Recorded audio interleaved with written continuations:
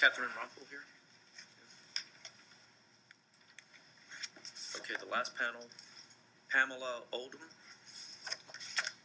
Come forward. Bianca Westrup. Is that right? Dr. Sydney Meyer and Dr. Blair Cushing. So, Ms. Oldham, you can go. Hi, I'm Pamela Oldham. I live in Round Rock, and I'm here to speak against 3994. A lot of people have been talking about the difficulty that young women have and the calls that are made to hotlines. I have a different story for you. From a standpoint, first off, and then my point of the story is that the more obstacles you place in the way of teenagers, the worse you're going to make it. In Michigan, there's a case known as the baseball bat abortion. 10 years ago, a 16-year-old girl discovered she was pregnant. This girl was a stellar student, statewide known as a leader, as well as in her community. Her parents, at least one of them, was an elected official. She went to a crisis pregnancy center and received incorrect information. And I'm bringing up Michigan because it's very similar to Texas. Incorrect, both medically incorrect and legally incorrect. When she discovered that she could not get an abortion because the CBC had advised her she needed to wait until she was at 20 weeks before she could get an abortion, which was incorrect, she then asked her boyfriend to beat her stomach for 2 weeks. And she then finally expelled a 6-month-old fetus. Her parents never knew.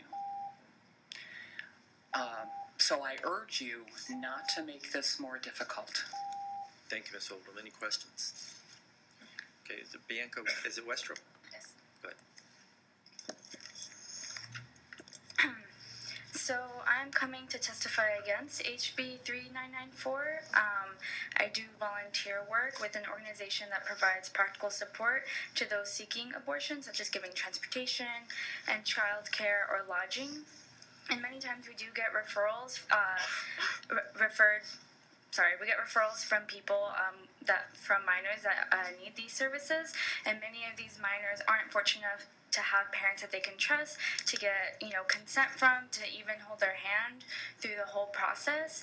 And I do this work because one of my best friends had to go through the judicial bypass process alone as a 17-year-old, father in prison, and she was going to alternative school and couldn't miss any days of school because of truancy laws and her whole situation. And eventually, thankfully, a spring break was coming up and she was able to, go through the whole process during that time.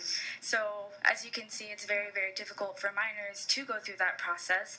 And I just, to add on other measures, and especially, lengthening the process or requiring a government ID, adds even more barriers to young people seeking this procedure. It places more restrictions on who's allowed to receive health care, because this is about health care for young people. And I also want to mention how difficult this makes it for undocumented and low-income populations to receive abortion care because of this government issue ID.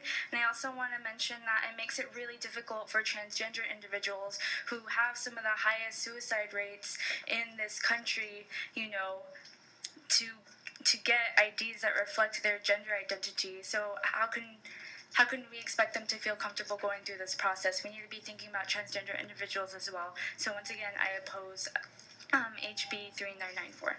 Thank you. Would you state your name for the record, please? Oh, yeah. Bianca Westrup. Okay. Senator Estes, thank you for joining us. Dr. Sydney Meyer. Hi, yes. I My name is Sydney Meyer. I'm a graduate from UT Health Science Center in San Antonio. I completed most of my pediatrics training down in the lower Rio Grande Valley, and I myself am from Corpus Christi.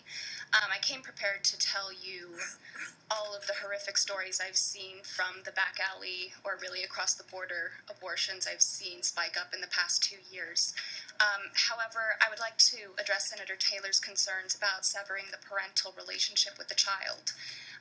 I myself am a survivor of physical and sexual abuse for about 9 years during my childhood. When my stepfather found out that I was on birth control, I was sexually assaulted and beaten for 3 hours until I was able to run away. To this day, 12 years later, I'm still terrified that he will find me. I actually had to change my phone number last year because he found it.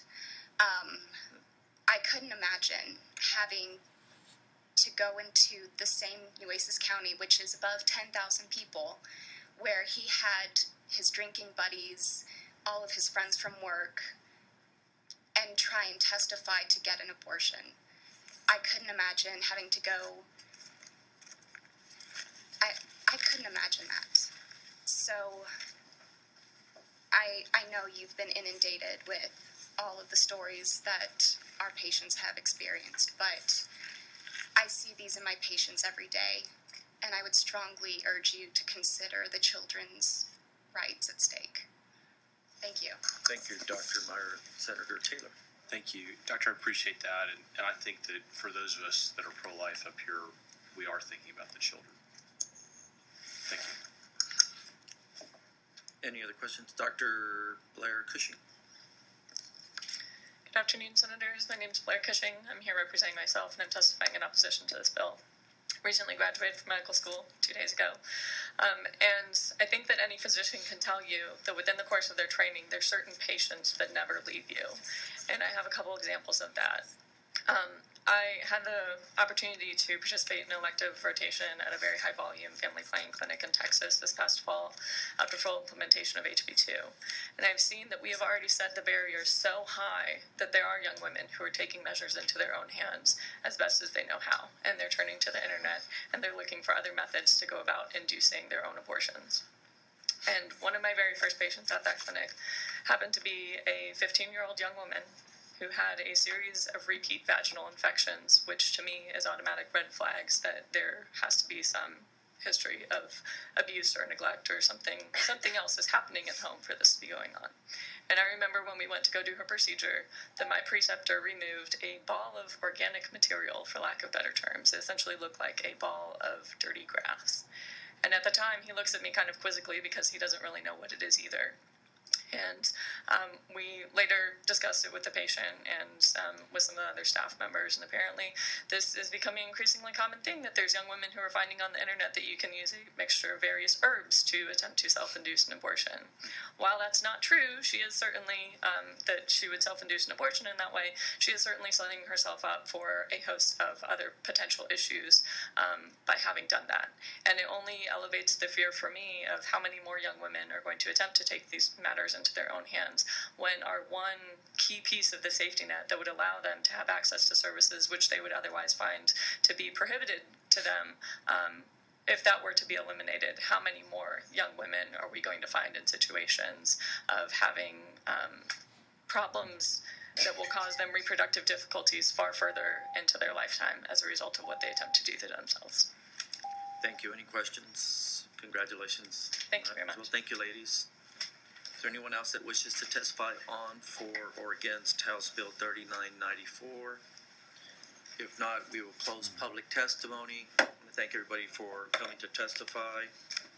Is there any other business to come before the committee? With no other business to come before this committee, Senator Estes moves that the committee stand in recess subject to the call of the chair. Is there objection? None?